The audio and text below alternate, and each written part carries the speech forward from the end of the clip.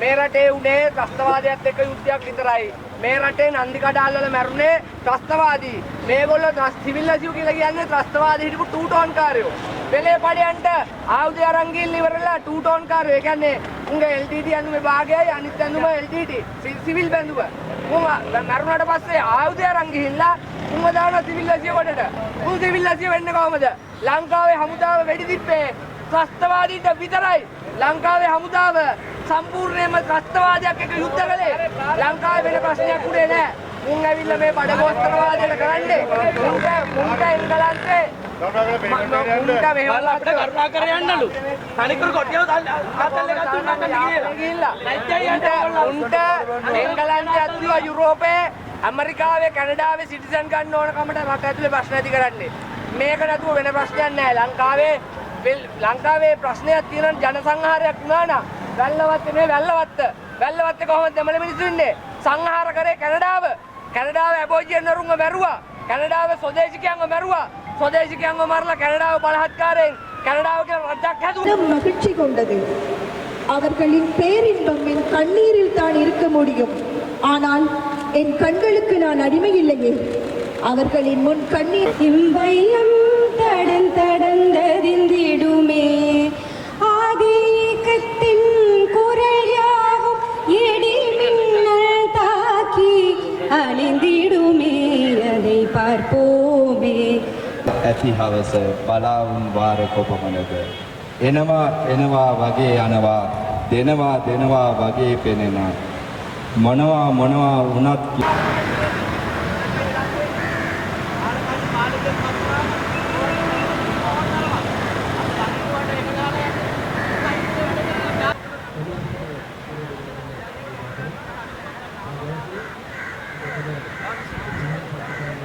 கற்றுக்கொள்ள வேண்டியது இந்த யுத்தத்தில் ஒடுக்கியவர்களாக இருக்கலாம், ஒடுக்கப்பட்டவர்களாக இருக்கலாம், இரு தரப்பினருக்குமான படிப்பினை இந்த இறுதி யுத்தத்தின் மூலம் நமக்கு கிடைக்கப்பட்டிருக்கின்றது.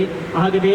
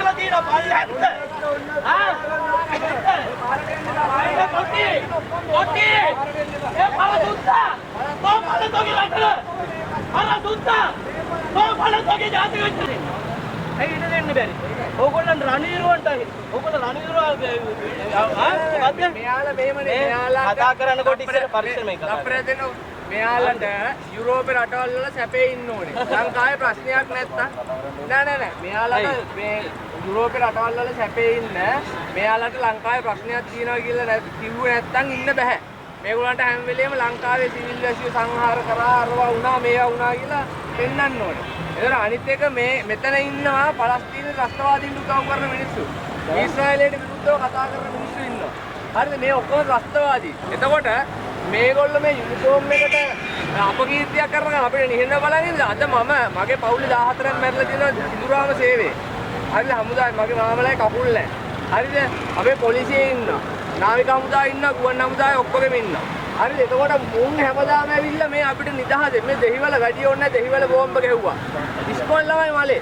හරිද? මේක එක්කවත් ආවද පහනපත්තු ගන්න මු. ඒක රැකලා දුන්නේ යුනිෆෝම් එක මේ රණවිරුවෝ.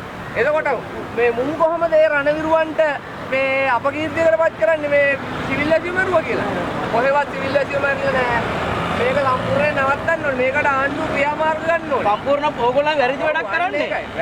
ඕගොල්ලන් මේ ත්‍රස්තවාදීන් ආරක්ෂා කරන ජාතිය. පොලිස් දෙපාර්තමේන්තුව මේ වෙලාවේ ත්‍රස්තවාදීන් ආරක්ෂා කරනවා. නෑ නෑ එහෙම අපිට කතා කරන්නයි කියන්නේ. අපි වාගේ මේ මහජන දෙවියන්ගෙන ඉන්නේ ඇයි? දෙවියන්ගෙන මේක කමන්නේ. ජනතාව ආරක්ෂා කිරීම අපගේ එහෙනම් අපිටත් කතා කරන්න ඕනේ. අපිටත් ඒක කියනවා. කතා කිරීම ගැටුමක් සිදුවීම තමයි. ගැටුමක් නේ. ගැටුමක් ඉතල කතා කරන්නේ. සමුරු එහෙනම් අහන්නකෝ. සමුරු මොකද්ද කියලා අහන්නකෝ. සමුරු මොකද්ද කියලා අහන්නකෝ. සමරු මොකද්ද කියලා අහන්න. හරි. කවුද ඉන්න පොලිසිය ඉන්න නිලධාරිය? අඬ ගන්න ඔයාලගේ. ඔයාලා DIG කෙනෙක් SSB කෙනෙක් කිව්වනේ කතා කරන්න. හරිද? කතා කරලා අහන්න කියන්න. කවුද මෙතන මොකද්ද මේ කරන්න කියලා? මාධ්‍යත්‍යක් මොකද්ද? හා? කරන්න ඕන ටික කියලා තමයි මෙතන මොකක්ද අපිට දැනගන්න ඕනේ අපිට කියන්න ඕන මොකද්ද සමරන්න කියලා. ඔන්න මේ පොලිසිය නිලධාරියා කියනවා ඒගොල්ලන් සමරන්න මොකද්ද කියලා. නෑ. ඇයි ඔයා කියන්නේ? ඔයානේ කියන්නේ. නෑ. පොලිසියත් එක්ක අපිට ගැටුමක් නෑ. ගැටුමක් නෙමෙයි අපිට මේ මිනිස්සු එක්ක කතා කරන්න ඕනේ. අපිට කොහොමද ගැටුමක් නෑ. අපිට සෝදානේත් එක්ක ගැටුමක් නෑ. හරියට ගැටුමක් නෙමෙයි ඔයගොල්ලෝ හරියට මේ ගැටුමක් නෑ. අපි කතා කරන්නේ සර්. ඔව්. ඒකයි අපිට වාසනාවක් කරන්නේ. මේක ගැන විතරයි. අපිට යුනිෆෝම් එක ගැන අපිට දෙන්න ඕනේ කතා කරන්න ඉතින් නියෝජිතෙක් එන්න කියන්නේ කතා කරන්නේ. ඒගොල්ලොත් එක්ක අපිට වීරසිංහම් මම මේ 18 සංවිධාන කමිටු වෙනුවෙන් අද දවසේ අපි මෙතන කරේ මොකද 2009 යුද්ධය අවසානයේදී මැරිච්ච සිවිල් ජනතාව විශේෂයෙන්ම තමිල් ජනතාව විශාල වශයෙන් මැරුණා. ඒගොල්ලන්ට උනිටින්තරයක් නැති වුණා. ඒ වගේම තුවාල වුණා. ඒ වගේම බලෙන් අතුරුදාන් කරා. ඉතින් මේක නිදහසට පෙර සහ නිදහසින් පසු රාජ්‍ය විසින් සැලසුම් සාගතව තමිල් මිනිසුන්ට එල්ල කරපු ප්‍රහාර වලින් ප්‍රතිඵලයක් හැටියට. ඒ නිසා අපි මේ අයුක්තියට ශ්‍රී ලාංකික පුරවැසියෝ හැටියට ශ්‍රී ලංකාව පුරාම ඉන්න ජනතාව මේ රාජ්‍යයන් මේ කරපු මිලේච්ඡ ප්‍රහාර වලට වග කියන්න ඕනේ, යුක්තිය ඉෂ්ට කරන්න ඕනේ කියන එක බලපෑම් කිරීම සඳහා